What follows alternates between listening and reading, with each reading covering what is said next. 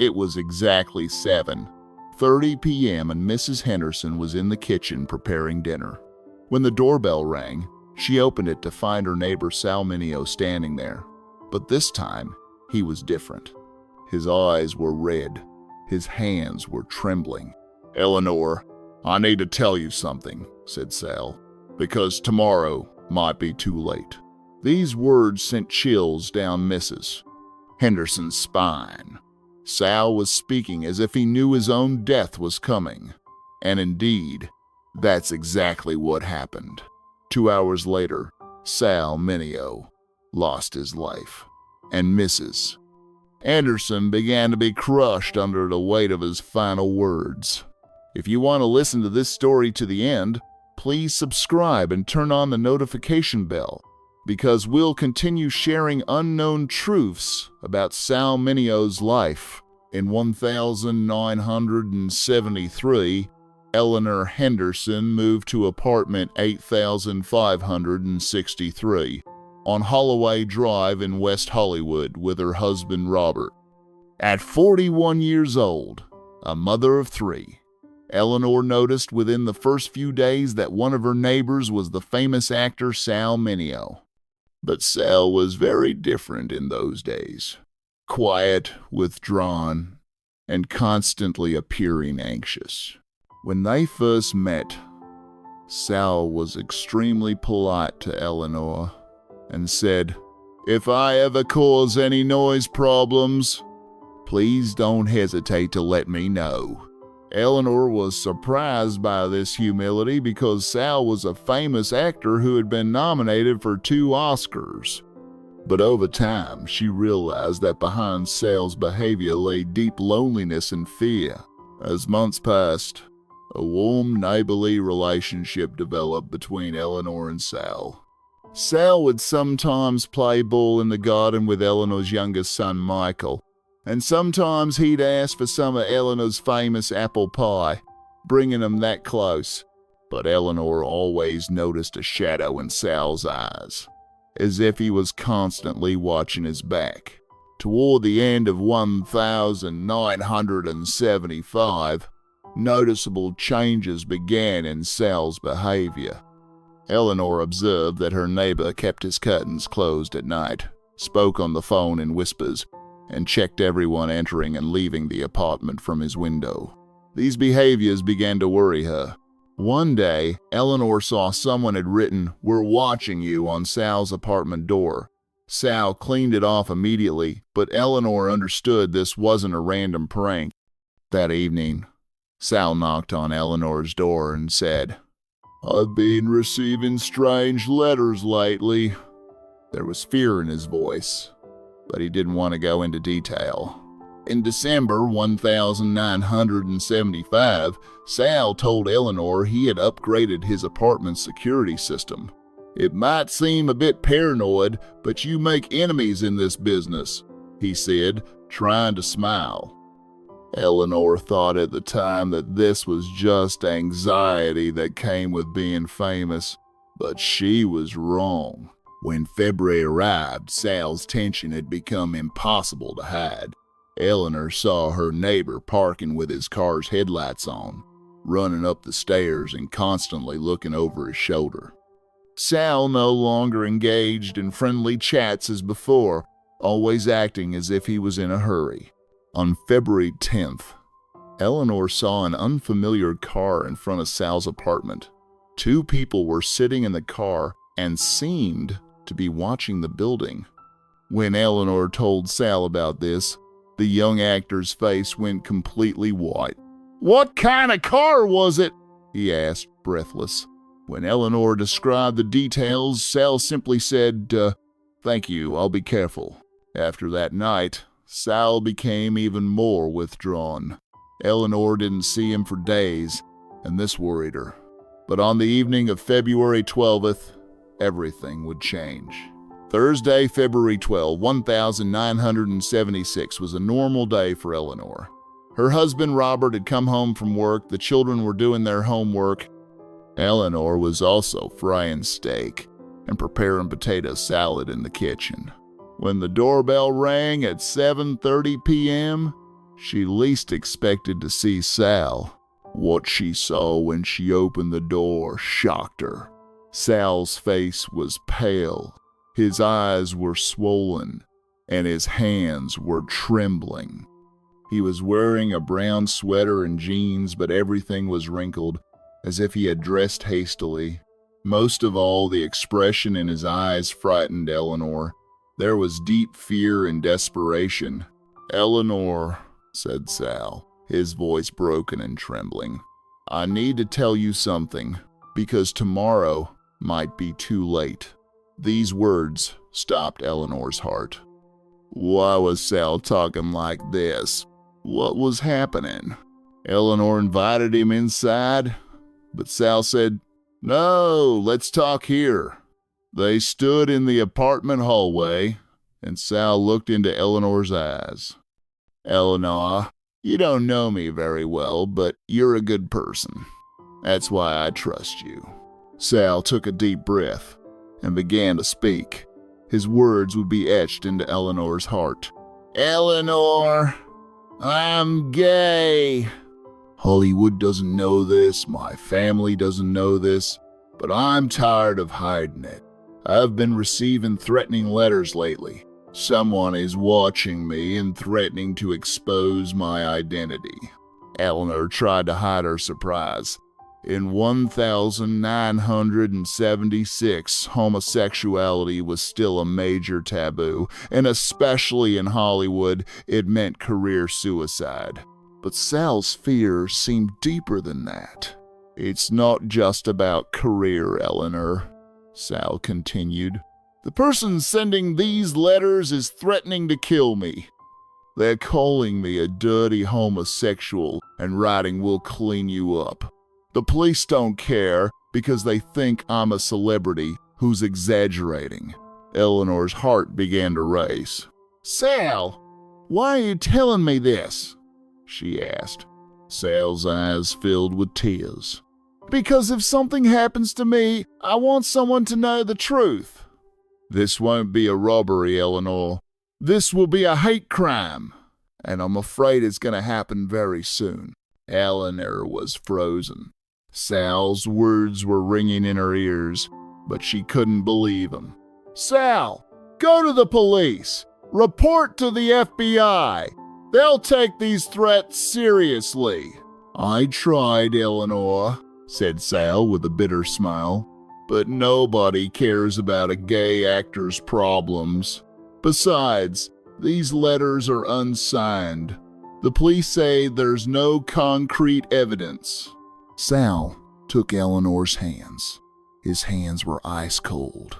"Eleanor, if something happens to me, please remember this conversation, but don't tell anyone, at least not now. I'm not asking if you want to carry this secret, but I have no other choice." "Why me?" Eleanor asked. "Because you're an honest person, and because you have children. When they grow up, maybe the world will be a better place. Maybe then you can tell this story." Sal looked at Eleanor one last time. "One more thing. If something happens to me, please know this. I won't die happy, but at least someone will know the truth." After Sal left, Eleanor returned to the kitchen but couldn't cook. Her hands were trembling, and Sal's words kept spinning in her head. She didn't know what to tell her husband, Robert. Did she have the right to share Sal's secrets? At 9:00 p.m., while Eleanor was watching television, she heard a terrible scream. When she went out to the balcony, she saw sirens coming from the apartment's garage. Her heart began to beat rapidly. Could it be Sal? An hour later, police knocked on Eleanor's door. "Do you know your neighbor Sal Mineo?" asked the police officer. Eleanor's world collapsed. Sal had been murdered. It had happened exactly as he said it would. "Robbery attempt," said the police. His wallet was stolen. But Eleanor knew the truth. This wasn't a robbery. This was the hate crime Sal had feared. That night, Eleanor couldn't sleep at all. Sal's last words echoed in her ears. Someone will know the truth. Now that someone was Eleanor, and it was a terrible burden. At Sal's funeral, Eleanor saw the actor's family and friends. Everyone was crying, everyone was shocked. But Eleanor was experiencing something different. She was the only person who knew Sal's real fears. Days passed. Police questioned Eleanor. Was Sal Mineo acting normal in recent days? They asked. Eleanor had Sal's last conversation in mind, but she couldn't tell them. She had promised Sal, when the killer Lionel Ray Williams was caught, he claimed a robbery motive. But Eleanor knew this was a lie. This was exactly what Sal had feared, his murder being portrayed as a robbery. Years passed, and Eleanor didn't share her secret with anyone. Even her husband Robert didn't know the details of her last conversation with Sal. Eleanor carried this burden alone. When she watched documentaries about Sal, she would cry, but she couldn't explain the reason to anyone. When LGBTQ+ rights began to be discussed in the 1980s, Eleanor wondered whether to tell Sal's story, but her children were still young and society wasn't ready yet. She remembered Sal's words. When your children grow up, maybe the world will be a better place.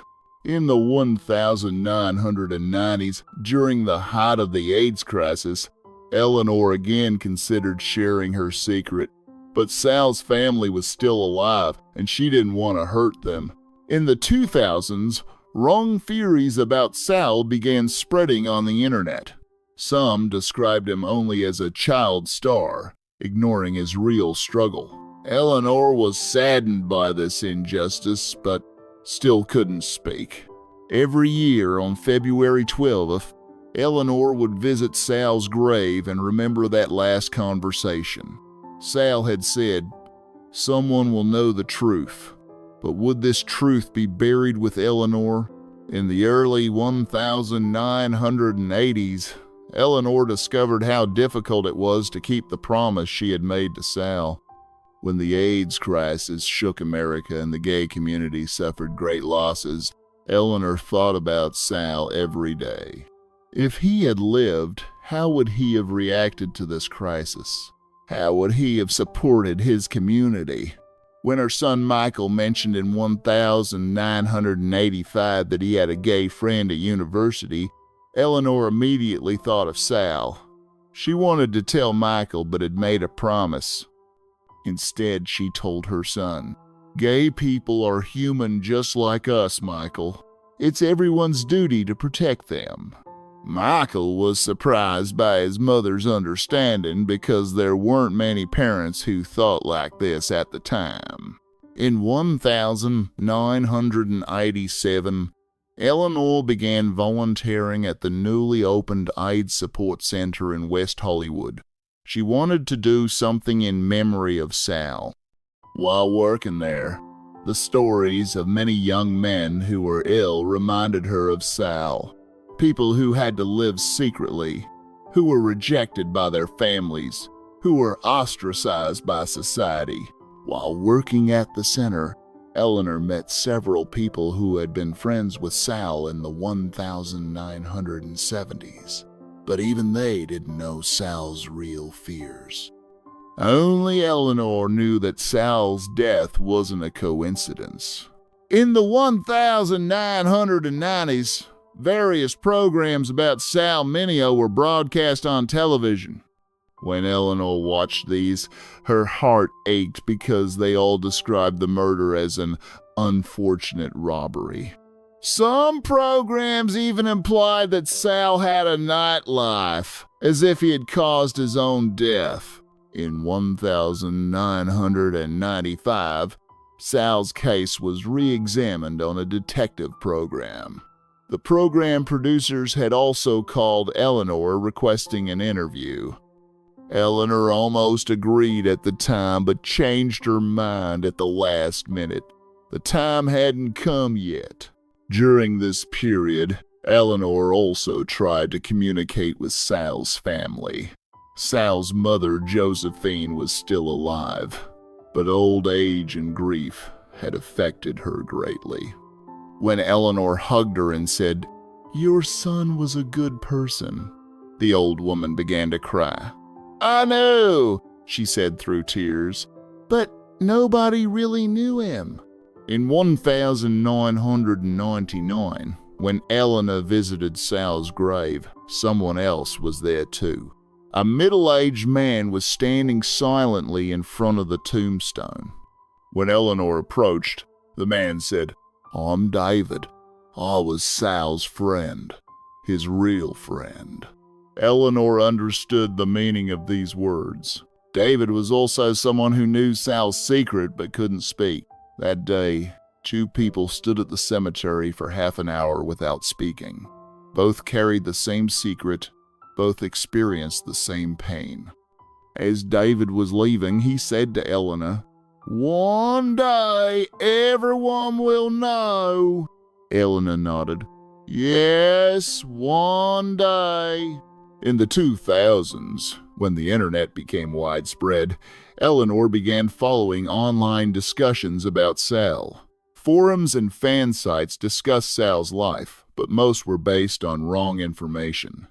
Some saw him only as James Dean's friend, while others tried to fit him into the tragic child star cliché. In 2005, Eleanor learned to use a computer from her grandchildren, Jessica and Mark. The first thing she did was search for Sal Mineo. When she read the Wikipedia page, she was saddened because the murder was still listed as a robbery attempt. "Grandma, how do you know this actor?" Jessica asked. Eleanor just said, "He was our neighbor." During this period, Eleanor began regularly visiting memorial pages created by Sal's fans. There, she read comments written by young people about Sal.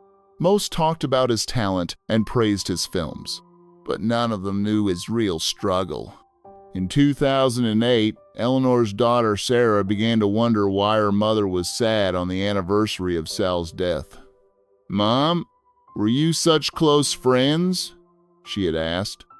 Eleanor had said, "He was just a good neighbor."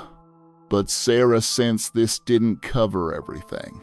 In the 2010s, with the spread of social media, Eleanor began closely following developments in LGBTQ+ rights. When gay marriage was legalized, when Pride Months were accepted by mainstream media, every time she thought of Sal, "I wish he could have seen this," she would think to herself. When granddaughter Jessica graduated high school in 2015, Eleanor wrote her a long letter. In the letter, she wrote, "The world is changing, Jessica. Your generation is more tolerant. Maybe one day all secrets will come out." When Jessica read this letter, she understood that her grandmother had a mysterious past. During this period, Eleanor began attending various LGBTQ+ events. She went to West Hollywood Pride, participated in AIDS walks. Every time she carried Sal's photo in her wallet and prayed for people who would never see him. When the Me Too movement began in 2018, Eleanor saw how hidden truths in Hollywood came to light. Maybe Sal's story will be told one day too, she thought, but she still didn't feel ready. After her husband Robert's death in 2020, Eleanor was completely alone. Her children had grown up, her grandchildren were at university. At 88 years old, Eleanor felt her life was dwindling, and Sal's secret would die with her. During the pandemic, while spending time at home, Eleanor was going through old photographs. When she found the only photo taken with Sal, she began to cry. This photo was taken at the apartment's garden party in 1974. Sal was smiling, but that fear was still in his eyes. But in 2021, when watching a Sal Mineo documentary on Netflix, something changed in Eleanor's mind. The documentary addressed Sal's homosexuality, but still showed his murder as a robbery. Eleanor couldn't take it anymore. For the first time, she told her granddaughter Jessica the truth. Jessica was surprised but told her mother, "Grandma, this story must be told." Most of Sal's family was no longer alive and society was ready now. Jessica was studying cinema at university and understood how important her grandmother's story was. "Grandma, this isn't just Sal's story. This is the struggle of the entire gay community," she said. For the first time, Eleanor felt that someone truly understood her. That night, Jessica asked her grandmother, "Why did you wait so long?" Eleanor took a deep breath.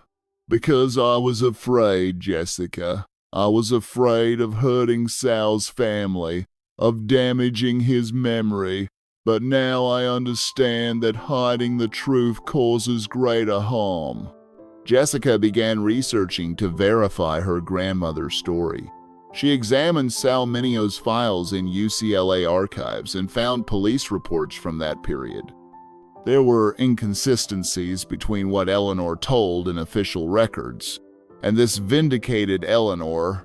The police report said motive unclear, but it had been promoted to the media as a robbery. Jessica also learned that threatening letters to gay actors were common in Hollywood at that time. She discovered that names like Rock Hudson and Tab Hunter had also received similar threats. Eleanor was relieved by these findings, Jessica discovered. "You see, Jessica, I wasn't crazy. Sal was really afraid and he was right to be," she said.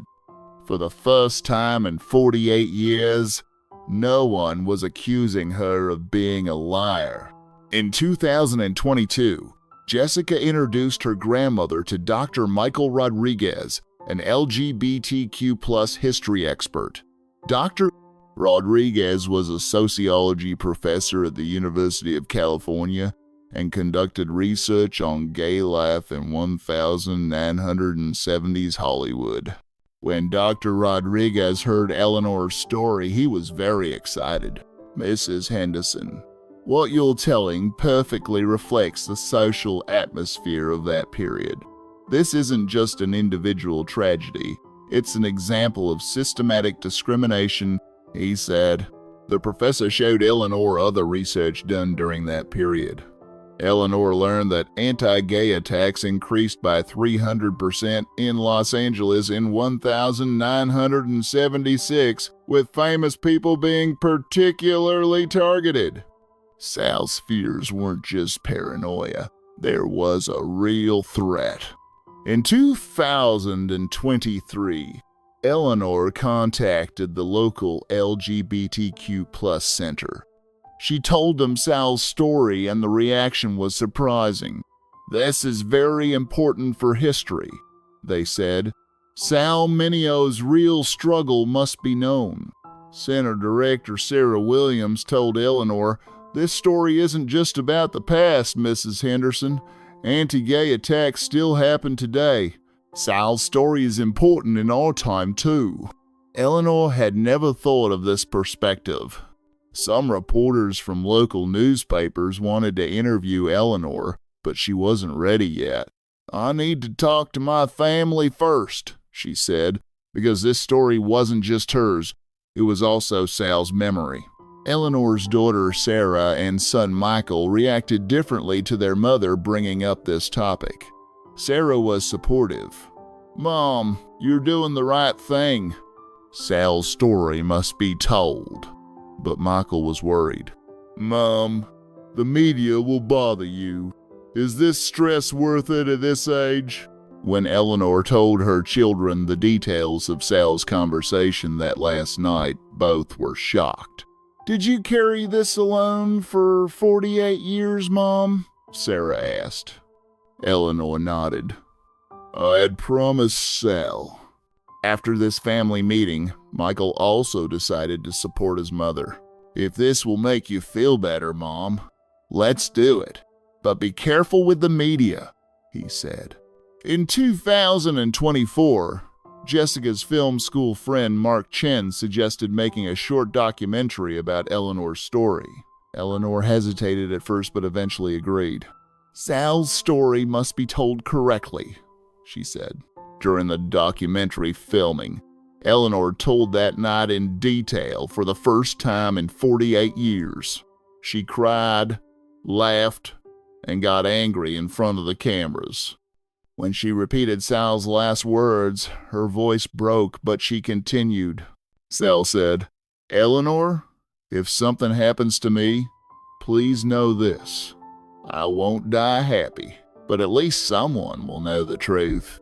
Eleanor's words became one of the documentary's most powerful moments. The documentary was shown at the Los Angeles LGBTQ+ Film Festival in June 2024. The reactions were tremendous. The audience gave a standing ovation. Many people were crying.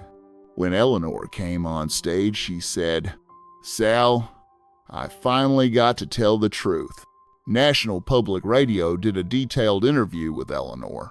When the program host asked, Mrs. Henderson, why did you decide to speak now? Eleanor said, because I don't want Sal's death to be in vain. His story can save others.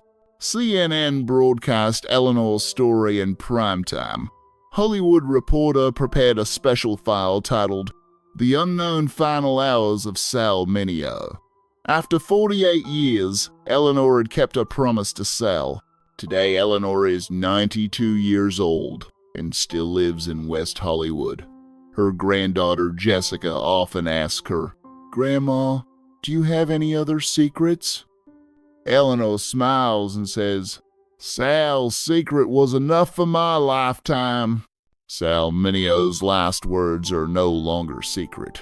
That terrible evening's conversation has gone down in history as an unknown part of Hollywood's LGBTQ+ struggle. Eleanor Henderson can finally breathe easily after 48 years because she kept her word to Sal. Someone will know the truth. Now everyone knows.